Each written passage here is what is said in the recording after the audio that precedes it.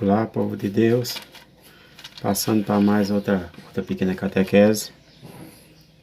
Dessa vez vamos falar de um tema que entre nós católicos sempre, às vezes aparece, né, essa dúvida sobre a questão do sábado,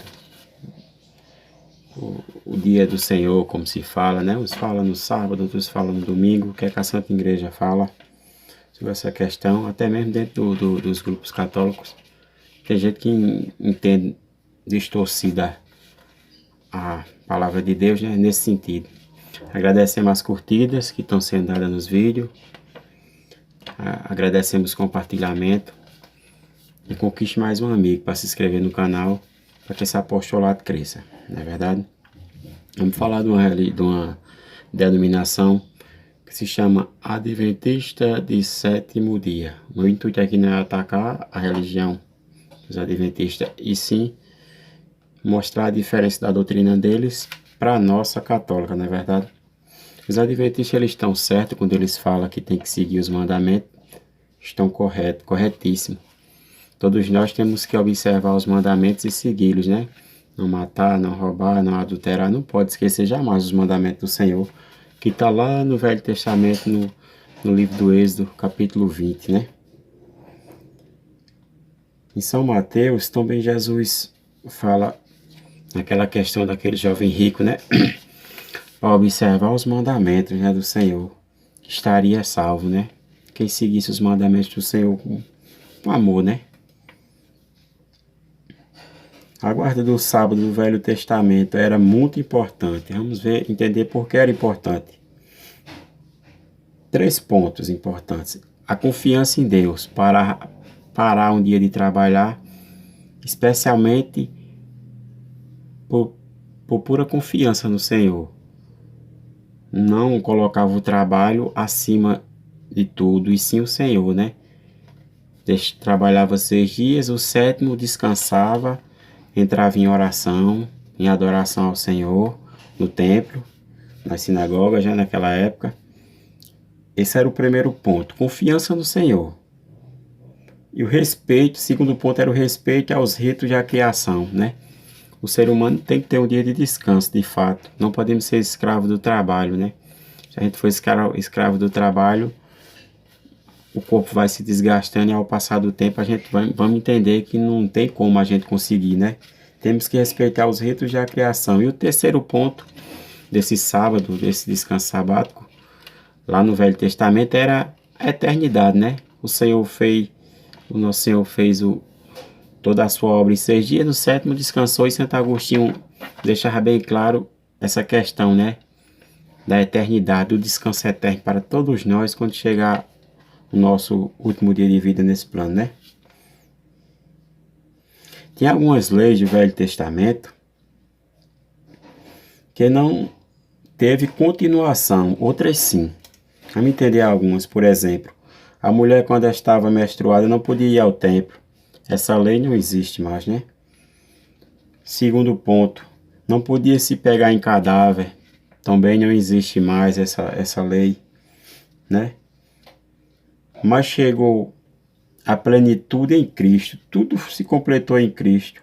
Já outras leis cumpriram bem o seu propósito. O sábado era o dia do final da criação. O sábado representava o final de toda a criação, né? Vamos entender mais um pouquinho. Mas quando Cristo Jesus ressuscitou dos mortos, fez todas as coisas novas com sua ressurreição, né? A gente vai entender isso um pouquinho lá em Apocalipse 21:4. Jesus, quando ele andou nesta nossa terra abençoada, teve algumas passagens do Velho Testamento que teve algumas críticas dos fariseus, porque Jesus não respeitava o sábado da maneira como eles queriam, como estava pregado para ser daquela maneira, né? No Velho Testamento. Lá em João, capítulo 5, versículo 18, eles se enraivaram com Jesus por causa da cura daquele homem no dia de sábado e falaram que Jesus era um homem que descumpria a lei, que ele transgredia a lei do sábado.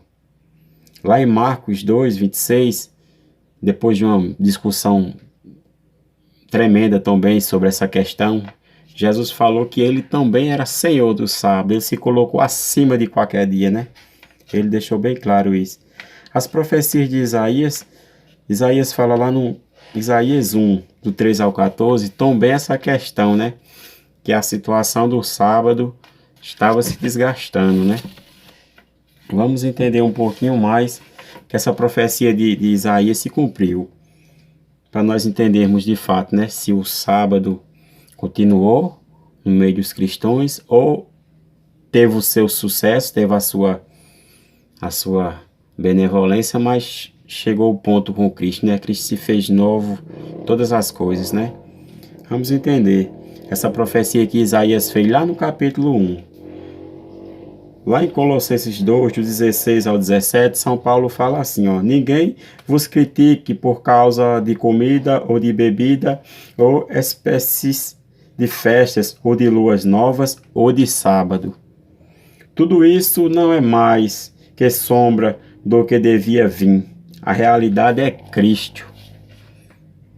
São Paulo deixou bem claro. Esse texto você vai encontrar semelhantemente na profecia de Isaías. Muita gente, quando lê aquele texto, eles julgam que São Paulo estava criticando, que Isaías estava criticando o povo daquela época por causa que a doutrina do judaísmo já estava se desgastada por causa das fraquezas humanas, mas Isaías estava dando essa profecia que São Paulo, lá em Colossenses, ele confirmou, né? Confirmou a realidade. Como saber que o dia do Senhor é o domingo? Os cristãos santificam o dia do memorial da libertação, quando Cristo nos libertou da morte na sua ressurreição, que foi em um domingo. Marcos 16, 9. Tendo Jesus ressuscitado de manhã, no primeiro dia da semana. Aí você vai encontrar lá em Atos dos Apóstolos 27, no primeiro dia da semana, estando nós reunidos para a partida do pão. Você vai encontrar lá em Apocalipse 1:10, quando João teve a visão.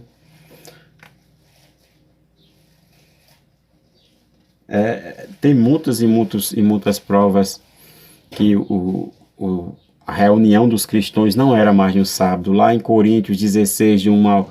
1 Coríntios, capítulo 16, de 1 ao 2, fala na coleta que São Paulo fala também no primeiro dia da semana, que é o domingo. É uma questão que para a Igreja Católica não tem dúvida, né? Para os irmãos evangélicos, a gente respeita o ponto de vista dos irmãos adventistas do sétimo dia, mas não concorda com eles, porque a evolução das Sagradas Escrituras, os acontecimentos mostram isso, né? Mas como a gente olhou para a Escritura, tem os textos, mas a gente temos que entender mais um pouquinho, vamos dar uma aprofundada o que aconteceu na era patrística, né? Depois dos apóstolos, com a continuação da igreja. Naquele tempo se falava muito no canibalismo dentro dos cristãos, por causa da Santa Missa, que se falava que oferecia o corpo de um homem, era canibalismo e o povo comia daquela carne. O imperador não entendia, a perseguição era grande. Depois que Santo Inácio foi para Roma e lá foi martirizado, dando testemunho de Cristo, ficou Justino como bispo de Antioquia e ele escreveu ao imperador na época, no ano 155 depois de Cristo, ele escreveu neste termo aqui, ó, o ano 155 depois de Cristo. Nós temos que entender isso. O que é a continuação dos cristãos? Vamos entender o que ele escreveu para explicar essa questão de se encontrar no primeiro dia da semana ou no domingo, como a gente fala, né? Isso é São Justino escrevendo para o imperador. No dia que se chama do sol, celebra-se uma reunião de todos os que moram nas cidades ou nos campos, e aí se leem, enquanto o tempo o permitir, as memórias dos apóstolos, os escritos dos profetas. Quando o leitor termina, o presidente faz uma exortação e convite para imitarmos esses belos exemplos. Em seguida, levantamo-nos todos juntos e elevamos nossas preces. é por todos os outros espalhados pelo mundo inteiro, suplicando que nos conceda, já que conheçamos a verdade, ser encontrados por nossas obras como homens de boa conduta e observantes do que nos mandaram.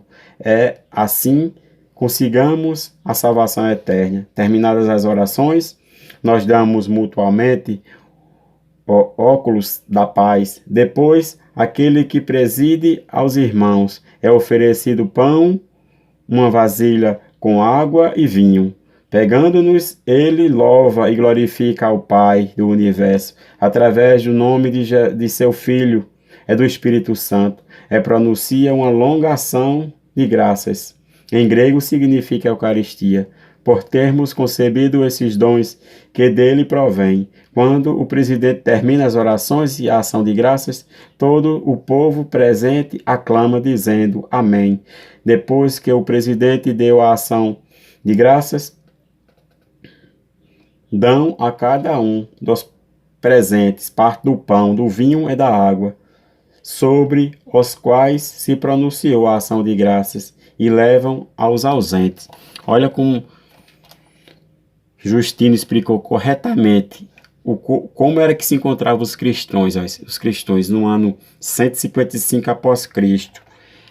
Esse ensinamento da patrística está aqui, ó, o Banquete do Cordeiro, escrito por o doutor Scott Hahn, ex-pastor protestante, presbiteriano, um dos maiores teólogos do mundo em teologia. Tanto protestantismo foi como agora catolicismo. Quem quiser pesquisar um pouquinho da história dele aí, pesquisa. Um homem de uma inteligência fenomenal. Portanto, termino aqui meu vídeo agradecendo a todos que curtiram e que compartilharam esse vídeo.